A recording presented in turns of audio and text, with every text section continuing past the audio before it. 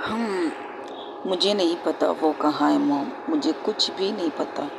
उसने क्या खाया क्या पिया एवरीथिंग मुझे नहीं पता वो क्या कर रही है। लेकिन ये बात सच है 3 दिन से वो इस हॉस्पिटल में रह रही है और 3 दिन से वो सिर्फ काम पे काम पे काम पे काम कर रही है।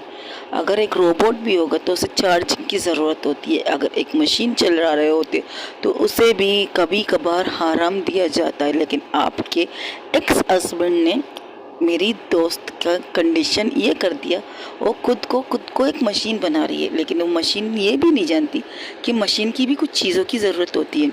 मशीन भी आराम करते, अगर एक्स्ट्रा मशीन को काम लिया जाए ना तो मशीन रुक जाती है, बंद हो जाती है। लेकिन नहीं, आपके ex husband for my father जैसे मैं चिढ़ता हूँ, लेकिन क्या करूँ, मैं भी एक डॉक्टर बन के उनके सर पे मंडरा रहा हूँ और मंडराऊँगा। ये डॉक्टर भी मैं बनाता सिर्फ तारा की वजह से बनाता, उसकी वजह से मैं ये डॉक्टर बनाता, वरना मैं नहीं जानता था कि मेरा बाप क्या करेगा उसके साथ। खुद को पता नहीं क्या समझता। बहुत बोल दिया, अब बताओ कहाँ है वो। उसे ही ढूंढने की निकला था कि आपका कॉल आ गया कि आपके एक्स हस्बैंड को ब्लड प्रेशर हुआ है, उसे देखने के लिए निकला था तो आपका कॉल आ गया। ओके, तो जाओ ढूंढो उसे और उसके लेकर घर जाओ। उसकी मोम उसके परेशान है सीरियसली मोम। जब उन्हें चाहिए था अपनी बेटी के बारे में सोचना, लेकिन तब उन्होंने नहीं सोचा। वो पुरानी बातें छोड़ दो, अभी फ़िलहाल उसे उस घर में ले जाओ। 10 सीट ठीक है ले जाता हूँ, लेकिन वो नहीं जाएगी, इतना तो मुझे पता है। अगर उसे घर जाना होता तो 3 दिन से वो इस हॉस्पिटल में यहाँ नहीं रहती, और वो भी उस मुर्दे खाने में। ओके, तुम देख लो उसे घर लेके जाओ, बस इतना मैं चाहती हूँ। ठीक है मैं देखता हूँ। ये कहकर वो आगे बढ़ता है, तब उसे एक नर्स मिलती। Hello sir, doctor Riyan. Problem हो गई, मुझे पता है प्रॉब्लम कहाँ होती है, मैं वही जा रहा हूँ। ये कहकर वो आगे बढ़ जाता है। तब वो एक रूम में जाता है जहाँ पर सितारा बैठकर एक पेशेंट को देख रही थी और उसका हस्बैंड कुत्तों की तरह भौंक रहा था। वो कहता मेरी बीवी का मसला हल नहीं होता, रोज़ मैं हॉस्पिटल में आता हूँ और एक ऐसे डॉक्टर के सामने बैठता जो बात करने का इंटरेस्ट नहीं लेता। मुझे मेरी बीवी का प्रॉब्लम बताओ, मैं क्या करूँ। इसका इलाज करते करते मेरे पैसे पे पैसे जा रहे, लेकिन नहीं, ये ठीक होने का नाम नहीं ले रही। फिर आज आया हूँ तुम्हारे सामने बैठने और फिर बक रहा हूँ कुत्तों की तरह, लेकिन तुम कोई जवाब दे क्यों नहीं रही हो। मुझे कोई है नहीं डॉक्टर यहाँ पर जो मुझे मेरी बीवी को ठीक से देखे, एक पागल के सामने मुझे बिठा दिया है। तब वो कुछ कहता ना, तब वहाँ पर डॉक्टर रियान की एंट्री होती। तो कहती क्या हुआ सर, एनी प्रॉब्लम, क्या हुआ मिस्टर, आप किस तरह से बात करें हमारे डॉक्टर से। हो तो तुम फिर आ गए। जब मैं इससे बात करता हूँ ये तो बोलती नहीं है खुद को, बस इसमें की तरह से तमीज़ नहीं है कि ये पागल है। अगर ये पागल है तो इसे पागल खाने भेजो ना, पेशेंटों को दिखाने के लिए क्यों बिठाया यहाँ पे। आप तमीज़ से बात करेंगे या नहीं, वरना मुझे भी बदतमीज़ी आती है। अच्छा, जो बोलती नहीं, जो बोलती कुछ नहीं है, सिर्फ खामोशी से देखती है और पर्ची लिख के मुझे दे देती है। और पर्ची में क्या लिखता है, मेडिसिन मेडिसिन मेडिसिन मेडिसिन, इसके अलावा क्या लिखेगा। तो इसके अलावा क्या चाहिए तुम्हें ये बोलो, और अब कुत्तों की तरह भौंकना बंद करो। फर्स्ट टाइम वो लड़की डॉक्टर तारा, उसकी आवाज़ आती है। तो वो आदमी कहता है तो तुम गूंगी नहीं हो, सिर्फ सुनना पसंद है, बोलना नहीं। आज बोलती हूँ, तुमने जो बोला उसको बोलती हूँ, सुनना चाहते हो ना मेरी बात तो सुन। वो उठती है, सीधा आके उसकी कुर्सी को घुमा के उसे खड़ा करती है और खींच के उसको एक रख के देती है, एक कस के थप्पड़। वो आदमी कहता है तुम्हें पता है तुमने किसे मारा है। मुझे पता है, मैंने एक पागल कुत्ते को मारा है जो रोज़ आता है मेरा सर खाने के लिए, मेरा सर दुखाने के लिए आता है और कहता है कि उसकी बीवी का मसला हल नहीं होता। मैंने तुझे पहले से ही कहा था कि तेरा मसला ये है कि तू अपनी आग कहीं और जाके ठंडा कर, लेकिन नहीं, तुझे तो अपनी बीवी के अंदर अपनी आग को ठंडा करना है ना, तो ले देकर तुम अपनी बीवी को रात को इस्तेमाल करते हो। ये क्या बदतमीजी बात कर रहे हो तुम, तुम्हें तमीज़ नहीं है बात करने की। तुम जैसे कुत्तों के साथ मैं भी कुत्ती बन गई हूँ। तो मेरी बात सुन बे, मैं अगर खामोश हूँ तो खामोशी अच्छी हूँ, अगर मैंने बोलना स्टार्ट किया ना तो सबसे बड़ी कमीनी हूँ मैं इस हॉस्पिटल की, याद रख।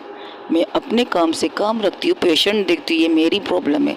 लोग मुझे पागल कहते हैं, साइको भी कहते हैं लोग, लेकिन मैं इस चीज़ को इग्नोर करती हूँ क्योंकि मुझे कुछ बोलना पसंद नहीं है। लेकिन आज तूने मेरी बर्दाश्त ख़त्म कर दी।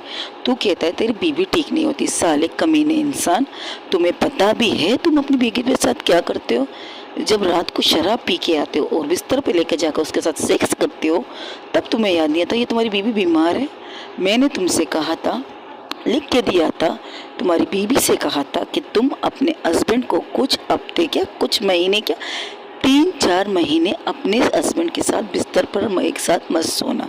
अगर सोना है तो सोना, लेकिन उसे अपने करीब मत आने देना सेक्स के लिए। लेकिन तू साला कमीना इंसान, तुझे बिना सेक्स के लिए हराम नहीं आता क्या? अगर तुझे इतनी गर्मी पड़ी है, इतनी चीज़ें करने का शौक है, तो जा ना आग अपनी कहीं और जाकर ठंडा कर। लेकिन नहीं, तुझे तो बस यहीं पर अपना आग ठंडा करना होता है और आते हो डॉक्टरों पे चिल्लाने के लिए।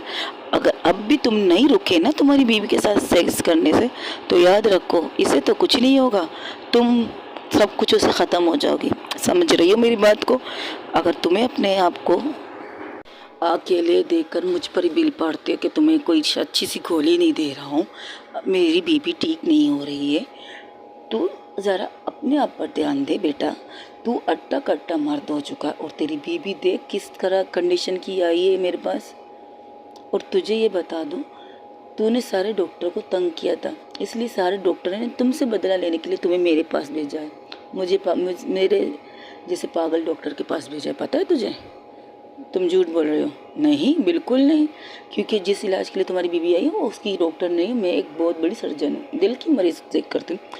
लेकिन वो तुमसे तंग आके इसलिए इन्होंने तुम्हें मेरे पास भेजा। अब मैं तुझे लिख के देता हूँ, अगर इसके बाद तुम्हारी बीवी दोबारा मेरे हॉस्पिटल में मेरे केबिन तक आई ना, तो याद रख मैं तुझ पर केस कर दूँगी। केस में पता हूँ क्या लिखूँगी कि तू ज़बरदस्ती अपनी बीवी के साथ सेक्स करता है और उसमें तुम्हारी बीवी की रजामंदी नहीं है। अगर इसने मेरा साथ नहीं दिया तो मैं 2-3 केस इसके ऊपर भी कर दूँगी। अगर खुद को बचाने के लिए तो तुझे तो फंसना पड़ेगा ना बेटा। मुझ जैसे पागल से मत उलझ, वरना तेरी ज़िंदगी को झंड बना के रख दूँगी, समझे? और रही बात अगर इसके बाद तुमने परहेज़ नहीं किया ना, तुम्हारी बीवी तुम्हारे हाथ से चली जाएगी।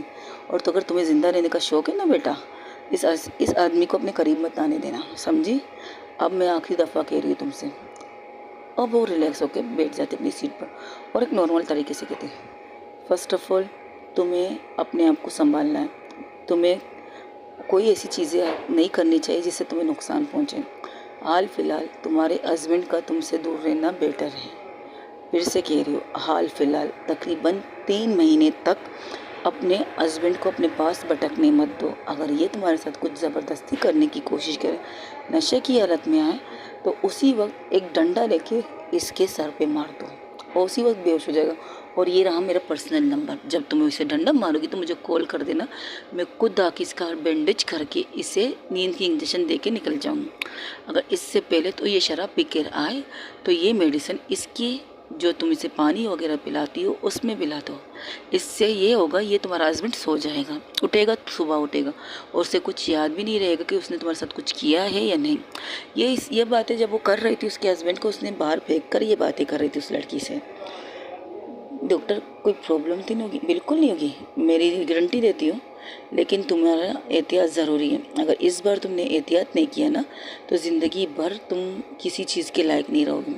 वो तो अपने आग बुझा लेगा, अपने आप को ठंडा करके सो जाएगा, लेकिन तकलीफ़ तुम्हें हो रही है, अंदर से तुम प्रॉब्लम में हो रही हो। औरत एक कांच की तरह होता है बेटा, ये बात याद रखो। औरत एक कांच की तरह होता है, जितना उसे संभालोगे उतना तुम ग्रो करोगे, उतना तुम ग्रोथ करोगे, उतना तुम चमकोगी। जब तक हम कांच पर गीला कपड़ा नहीं लगाते, उसे साफ़ करने के लिए कुछ ना कुछ तो करते रहते हैं ना कांच को साफ़ करने के लिए।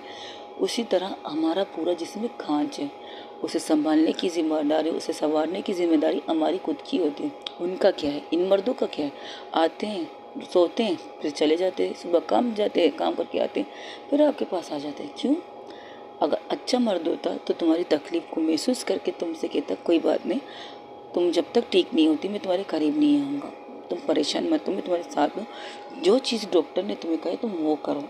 ये नहीं कहता लेकिन तुम्हारे हस्बैंड की एक गंदी आदत हो चुकी है, वो इस चीज़ के बगैर नहीं रह सकता। मैं तुम्हें लिख के दे रही हूँ, तुम्हारा हस्बैंड इस चीज़ के बगैर नहीं रह सकता, समझी।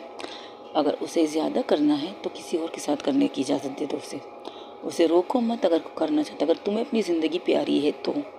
वरना अगर वो सच्चा मर्द होगा, ईमानदार मर्द होगा तुम्हारा हस्बैंड, तुम ईमानदार हस्बैंड होगा, तो तुम्हारे अलावा और तुम्हारे दर्द को समझने वाला इंसान होगा, समझे।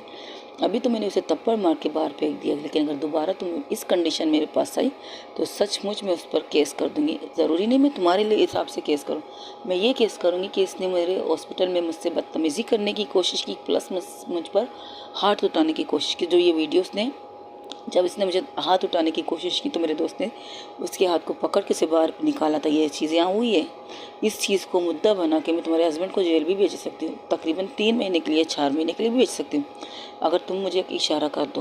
फिर देख लो तुम्हारे हस्बैंड के साथ मैं क्या करती हूँ। मैं पागल हूँ, साइको हूँ, बहुत अच्छी हूँ। ओके, बस इतना कहना है और अपना बहुत ज़्यादा ख्याल रखो। अब तुम जाओ, ये लो और ये मेडिसिन टाइम टेबल 2 लेना, और ये मेरा पर्सनल नंबर है। अगर कुछ इशू हो इसी वक्त मुझे कॉल करना, चाहे किसी भी टाइम पर तुम मुझे कॉल करोगी ना, मैं तुम तक पहुंच जाऊंगी, आई प्रॉमिस। अब तुम जा सकती हो। ये कहकर उसे बाहर भेज दी। वही दूसरी तरफ वो बंदा बाहर तमाशा कर रहा था, और एमडी जो उस हॉस्पिटल का सीनियर डॉक्टर वो आता है। यहाँ क्या हो रहा है? कुछ नहीं, ये कुत्ता भौंक रहा है सर, इसे चुप कर। तुम्हारे डॉक्टर ने मुझ पर हाथ उठाए, तुमने उसके साथ बदतमीज़ी की, इसलिए उसने तुम पर हाथ उठाए। अगर तुमने नहीं रोके ना तो हम तुम पर केस कर लेंगे, पता है तुम्हें। हमने तुम्हें रोका है, यहाँ पर सारे नर्स गवाह देंगे और झूठी गवाही ये सब देने के लिए तैयार है मेरे हॉस्पिटल के नर्स। यहाँ तक कि तुम्हारी बीवी की गवाही, एक ही गवाही तो नहीं चाहिए होगी हमें 3-4 गवाही चाहिए होंगी, जो मेरे दोस्त दे देंगे। सुना तुमने? अब जाए से अपना मुँह दबाकर। ये कहकर उसे धक्का देकर बाहर निकालने के लिए कहता है। गार्ड को बुलाता है, गार्ड आते हैं, उसे धक्का देकर निकाल देते हैं, लेकर बाहर चले जाते हैं। वहीं दूसरी तरफ वो लड़की जो आराम से अपनी चेयर पर बैठी थी, उसका दोस्त आके कहता है, तुमने कुछ खाया पिया है? ये सिर्फ 3 दिन से यहाँ पर डेरा डालने का इरादा है, चलो तैयार हो जाओ, घर चलते हैं। किसके घर जाना है? मुझे कहीं नहीं जाना। फर्स्ट ऑफ ऑल तुम्हारी मोम ने 3 दिन से उन्हें शायद तुम नजर, जस्ट शट अप, अपने काम से आए, जो काम करना वो किया है, अब जाओ यहाँ से, मुझे डिस्टर्ब कोई ना करे। ये क्या करो, स्मोकिंग करने लग गए। आज तुम्हें क्या हो गया था? इतने दिन से खामोशी से तुम उसको हैंडल कर रही थी, तो आज भी कर लेती। करने का तो सोचा था बट किया नहीं, अब मैं क्या कर सकती हूँ, कंडीशन ऐसी थी। ओके गाइस, आज के लिए इतना ही। थोड़ा मैंने पहले अपलोड किया है, अब थोड़ा मैं अब अपलोड कर रही हूँ। अगर आप लोगों को ये स्टोरी सुननी है तो मुझे ज़रूर बताइएगा। First of all, doctor Sitara, doctor Rayan कौन है, इसके बारे में हम आपको बताएंगे कभी, जब आपको सुनना पसंद आए ये स्टोरी, और मुझे ज़रूर बताइएगा। और मैंने जो इसका नाम लिखा था, आई लव साइको, क्या ये नाम रखूँ या नहीं, बताइएगा ज़रूर। मैं आप लोगों के जवाब का, आपकी मैसेज का इंतज़ार करूँगी। Thank you so much guys, अपना बहुत ज़्यादा ख्याल रखिएगा। Thank you everyone.